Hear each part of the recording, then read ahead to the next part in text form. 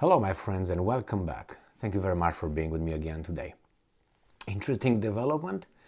The Russians attack the Chernihiv Oblast, which is in the north of Ukraine. That oblast is by Kiev reservoir, by the Dnieper River. I don't know what that's all about, but maybe this article that I have here could identify the reasons. So this article comes from the New Voice of Ukraine and is from January 29th, 2023. Russian military launched attacks on Chernihiv Oblast with artillery and mortars. Now, where's Chernihiv? Bam bam. This is Ukraine right here. This is Chernihiv Oblast right here. This right here is in the north. This is Belarus, and this is Russia here. Now, this right here, somewhere here, is Kiev. Why would the Russians attack this when they don't have under control, I think, this one right here? Right here. Chernihiv. It's right here. They don't have Kharkiv. They're fighting for Kharkiv.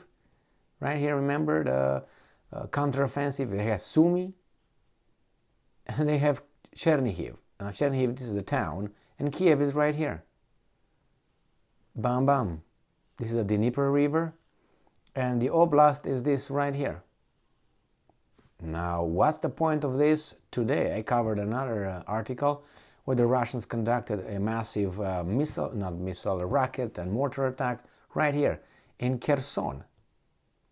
That's in the south, obviously, by Mykolaiv, and then by Odessa, right here. And this is obviously the Sevastopol in the Crimean Peninsula. Zaporozhye is right here. And they hit in Chernihiv right here, this area. All right, again, this is Ukraine. This is the Dnieper River right here that cuts Ukraine in two. And the Russians this is the Donbas area. So they hit here. All right, well, I'm pretty sure they didn't make a mistake. So this article comes from the New Voice of Ukraine. It's from today. Russian military launched attacks on Chernihiv Oblast with artillery and mortars.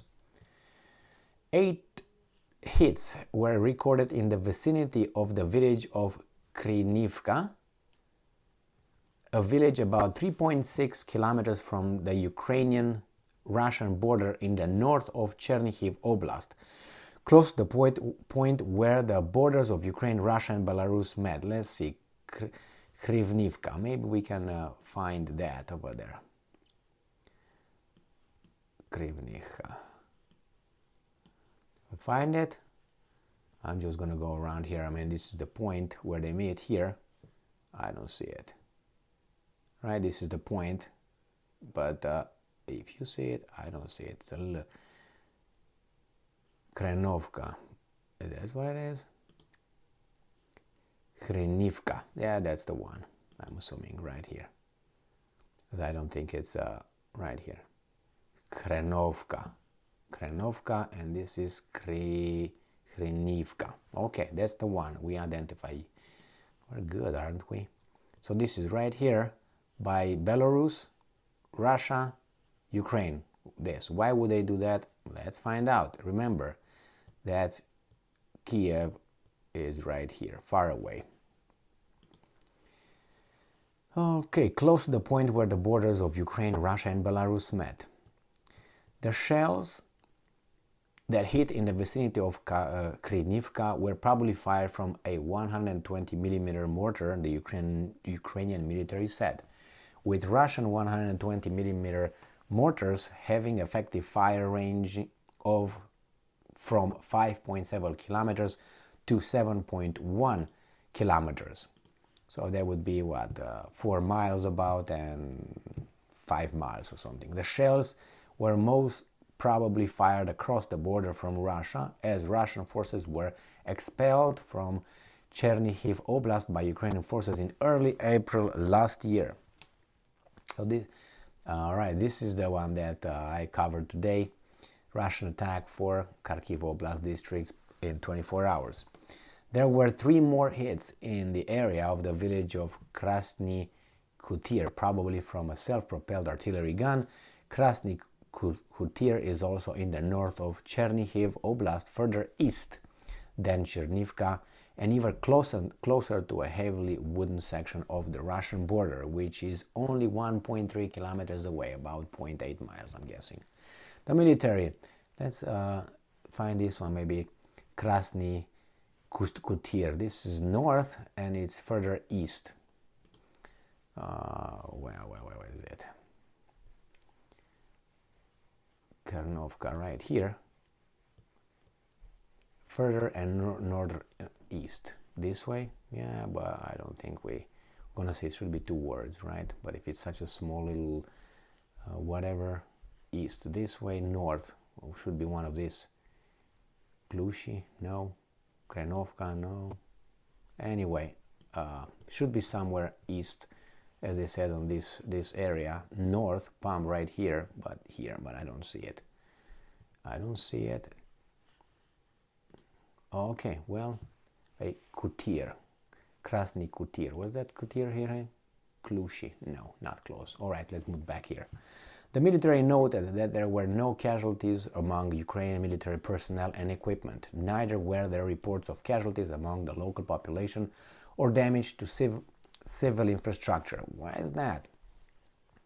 Is this just to keep them busy or something? And then see, the Russian invasion forces also shelled Chernihiv and Sumy Oblast. Now, Sumy Oblast obviously is the one next to it. If I do like this, we're gonna see it right here. This is Sumy Oblast, is the next one. So we got Chernihiv here, and then we got Sumy Oblast, and this is Kharkiv. That they lost all these things here, and probably the Russians want to get all this, all east of the Dnieper River. And then if the Ukrainians get long-range missile systems, then the Russians probably going to try to push them further. I don't think they're going to have a border with Kiev. Probably just here. That's how they say Kharkiv. But why do they Sumy and Chernihiv? I don't know, maybe just to keep them, the guys busy or something. Busy in a way of drawing the attention. The same thing as the Russians keep troops in Belarus. They, they attack from Belarus at times, but it's not going to be an invasion as the Russians don't have really a big force in Belarus. I think they have last time the Ukrainians reported, and it was about 5 days ago, the Ukrainians said that the Russians have over there 5,800 military personnel. Is mostly training ground for the Russians. On the other hand, today I made a video on the Russians and the Belarusians conducting, landing with paratroopers by plane. What is that? I think just to keep Ukraine broken in two militarily, in east and in the north.